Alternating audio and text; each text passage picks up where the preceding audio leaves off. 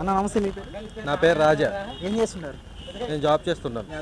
ఎక్కడ ఏ ఊరు అన్న? మాది బేవడల మండలం పూల గ్రామం, ఊటూరు నియోజకవర్గం. అన్న ఎలక్షన్స్ వస్తున్నాయి కదా, ఇక్కడ మీ నియోజకవర్గంలో ఎలా ఉండబోతుంది? ఏ పార్టీ గెలుస్తుంది అంటారు? మీ ఎమ్మెల్యే అభ్యర్థి ఎవరన్నా అసలు ఇక్కడ? ఇక్కడ మా ఎమ్మెల్యే అభ్యర్థి, ప్రస్తుత అభ్యర్థి పుప్పాల వాసుబాబు గారు. ఆయన ఇవాళ నామినేషన్ జరుగుతూ ఉంది. ఈ నామినేషన్ కార్యక్రమంలో ఇవాళ ధర్మరాజు గారు 23వ తారీఖున నామినేషన్ జరుగుతుంది. అంటే ఇక్కడ ఏ పార్టీ వచ్చే అవకాశం ఉందంటారు? జనసేన తెలుగుదేశం పార్టీ వచ్చే అవకాశం ఉంది. అంటే ఎందుకన్నా వీళ్ళకి ఎందుకు ఓటేయాలనుకుంటున్నారు కూటమికి ఈ రోజున? ఏం చేస్తారు?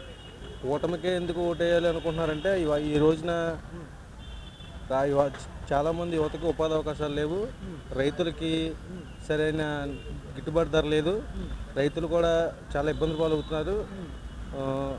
చాలా సమస్యలతో ఇవాళ గ్రామీణ ప్రాంతాల్లో రోడ్డు సమస్యలు కానీ, నీటి సమస్యలు కానీ, ఇలాంటి చాలా సమస్యలు హామీ ఇచ్చి నెరవేర్చలేదు మన పుప్పాల వాసుబాబు గారు. అందుకని ప్రజలందరూ ఉండూరు నియోజకవర్గంలో వాసుబాబు గారు వ్యతిరేకంగా ఉన్నారు. అందువల్ల కూటమి అభ్యర్థి అయినటువంటి ధర్మరాజు గారు నెగ్గే అవకాశాలు చాలా పుష్కలంగా కనబడుతున్నాయి. అన్న ఏంటంటే ఇక్కడ ఏలూరు పార్లమెంటు పరిధిలో ప్రధానంగా ఎటువంటి సమస్యలు ఉన్నాయంటారు? ఏం చెప్తారు? ఏలూరు పార్లమెంట్ పరిధి అంటే 7 నియోజకవర్గాలు. ఎక్కువ నీటి సమస్య ఉంది ఇక్కడ మొత్తం కూడా కొల్లేడు ప్రాంతానికి సంబంధించిన చెరువులకి సంబంధించిన ప్రాంతం ఇది. ఈ ప్రాంతంలో ఎక్కువ వరి రైతులు, చేపల రైతులు ఉంటారు, ఆకువ రైతులు. వాళ్ళకి నీటి సమస్య చాలా ఇదిగా ఉంది. అందులోనే ఇక్కడ చిన్న పల్లి గ్రామాలు ఎక్కువ. ఇక్కడ వాటర్ సప్లై కూడా లేదు, వాటర్ సప్లై సరిగ్గా లేదు చాలా గ్రామాల్లో. అంటే ఏంటి, జగన్మోహన్ రెడ్డి గారు ప్రభుత్వం చూస్తున్నారు 5 ఏళ్ళ నుంచి కూడా. ఈరోజు పోలవరం పూర్తి చేయలేకపోయారు, చింతలపూడి కూడా కట్టలేకపోయారు కదా. సో ఏమని ఉంటారు అసలు? ఏం చెప్తారు? అందరికీ తెలిసిందే, పోలవరం పూర్తి చేస్తారని చెప్పాడు ఆయన. నాది హామీ అన్నాడు. 23 మంది ఎంపీలు ఇవ్వండి, 25 మంది ఎంపీలు ఇవ్వండి అడిగారు. భారీ మెజార్టీలతో ఇవ్వడం జరిగింది. కానీ ఆయన పోలవరం నిధులు సేకరించలేకపోయాడు. పోలవరం అనేది ఉభయ గోదావరి జిల్లాలకే కాదు, రాష్ట్రానికి కూడా చాలా ముఖ్యమైనది పోలవరం. ఎందుకంటే దాని నుంచి ఉపనదుల ద్వారా రాష్ట్రం అంతా కూడా నీటి సమస్య తీరుద్ది. అటువంటి ముఖ్యమైన ప్రాజెక్టుని తెలుగుదేశం పార్టీ చంద్రబాబు నాయుడు గారు 70% పూర్తి చేసినా కూడా ఇంకొక 30% పూర్తి చేయలేని వ్యక్తి ఎవరైనా ఉన్నారంటే జగన్మోహన్ రెడ్డి గారు మాత్రమే.